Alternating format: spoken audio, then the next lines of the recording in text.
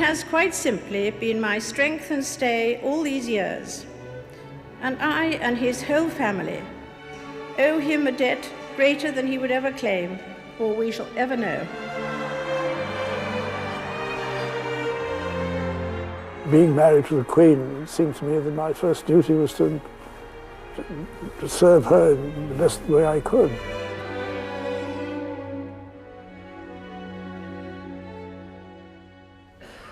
It was a partnership that lasted for more than 70 years. Philip, Britain's longest-serving consort, always at the Queen's side. A proud man who had to give up his naval career.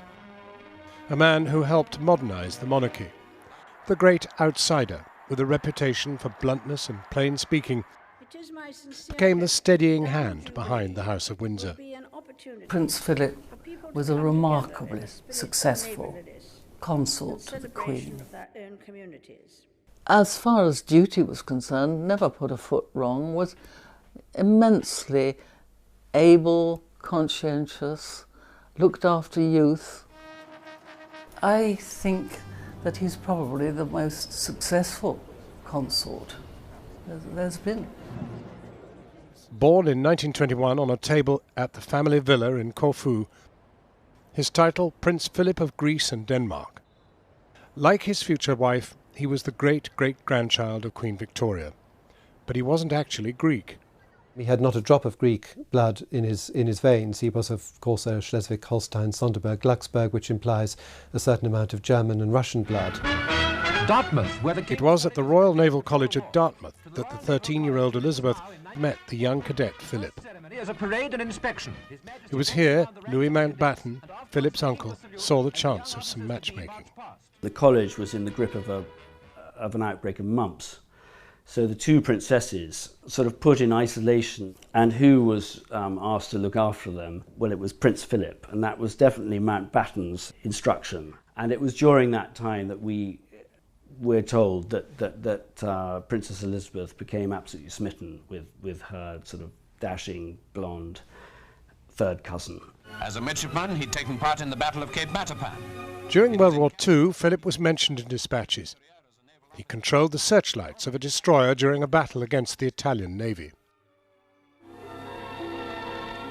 As war raged, the princess wrote to Philip at sea, and he spent leave at Windsor Castle, but there were formidable obstacles to their courtship. Philip was seen by the government and the royal household as a rather dangerous influence. They thought he was too German, they thought he was too independent, and there was a lot of snobbery about him not having a fixed abode or a home, not having much money. They didn't see him as someone who'd fought bravely on the Allied side. They didn't see him as someone who was devoted to the monarchy. When the war was over, they both attended the wedding of one of Lord Mountbatten's daughters. It seemed they only had eyes for each other. And in the end, Elizabeth's determination to have her man won the day. In these, the first special studies of the pair since the news of their engagement, it's easy to see the radiant happiness of the princess as she and her very good-looking husband-to-be pose for the cameras in the palace. And then, lucky omen, a sweep stands by just before the bridegroom enters his car. On the morning of the wedding, Philip was made Duke of Edinburgh. But doubts about him persisted.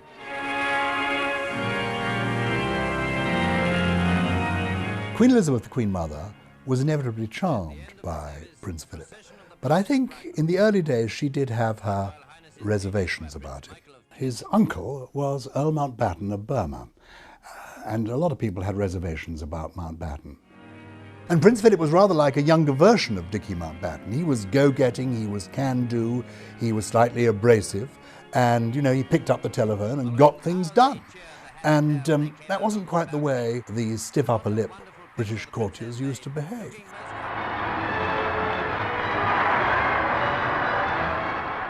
Into the forecourt of the palace and through the gates comes the gilded coach, 2 centuries old, bearing the young queen to her crown.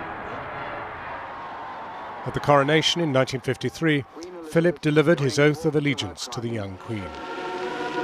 I, Philip, will become your liege man of life and limb. Upon becoming Queen's consort, his children wouldn't even carry his name. The Queen Mother and Prime Minister Winston Churchill insisted it was to remain the House of Windsor not Mountbatten or Edinburgh. In exasperation, Philip told friends he was nothing but a bloody amoeba. Most alarming.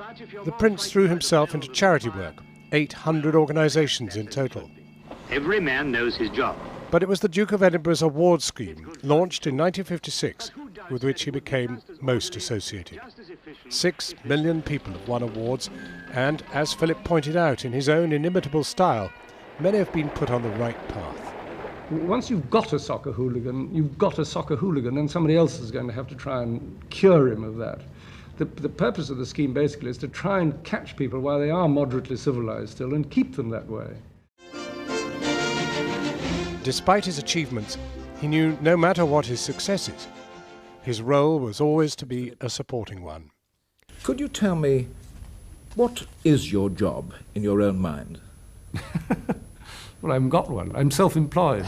But surely you must have some clear idea of what role you fulfil in modern society. Very difficult to answer. And the role that became his was really kind of the nuts and bolts of organisation of the monarchy, and that became something that Philip was actually very good at. Understanding how the monarchy needed to evolve was the part that he would assume and the role that he would play over the next 7 decades. He took the leading role in the royal family itself, given the major say in the raising of the children. Here in Philip, we have almost the first sort of house husband. This is the 1950s. He is the head of the family, even though, of course, the Queen is head of the firm. But Philip's relationship with Charles was a complicated one. Both men were left devastated in 1979 when their beloved Mountbatten was murdered by the IRA in Ireland. Here is the stuff of which fairy tales are made. There were more difficult times to come. The 1980s were the years when the royal soap opera was at its height. At first it seemed like harmless fun, but soon events took a darker turn. And rumour soon became fact, as a book in which Diana had secretly collaborated exploded the myth of the fairy tale marriage. It emerged later that at around this time the Queen and Prince Philip had held a meeting with Charles and Diana to seek to reconcile them. Philip and Diana had even exchanged letters. But there was nothing to be done. The marriage was over.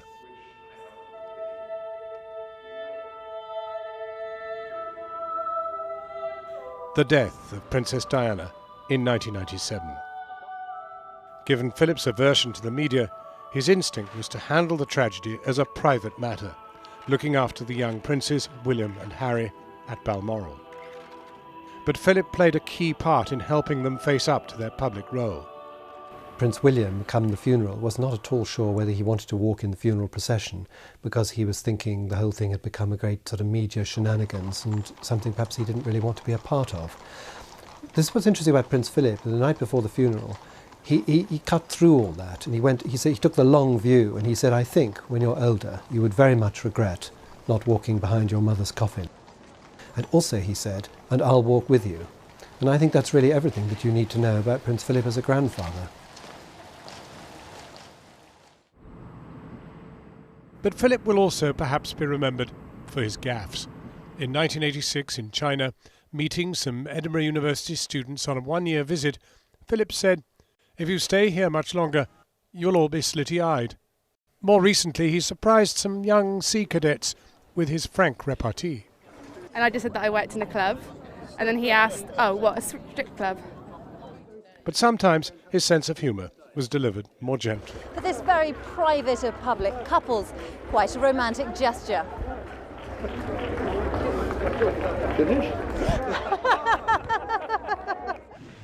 Prince Philip, always energetic, plays polo on Smith's Lawn, Windsor Great Park. He was a man of action all his life. After giving up polo at 50, he took up with carriage driving, becoming a great champion for the sport.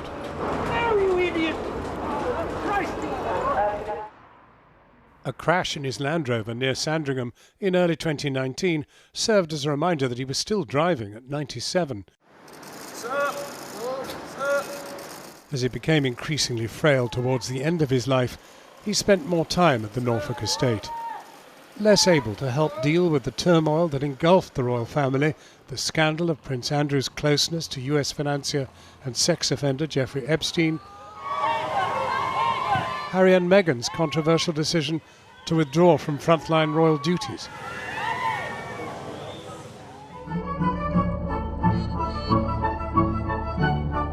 Prince Philip will be remembered for being at the Queen's side, supporting her for so long. Here, in his element during the Thames River pageant, to mark the Diamond Jubilee. At the age of 96, the Duke made his last official solo public appearance in August 2017. He had carried out more than 22,200 engagements during his long career of public service. Fittingly, his last as Captain General of the Royal Marines. All were aware of the significance of the event.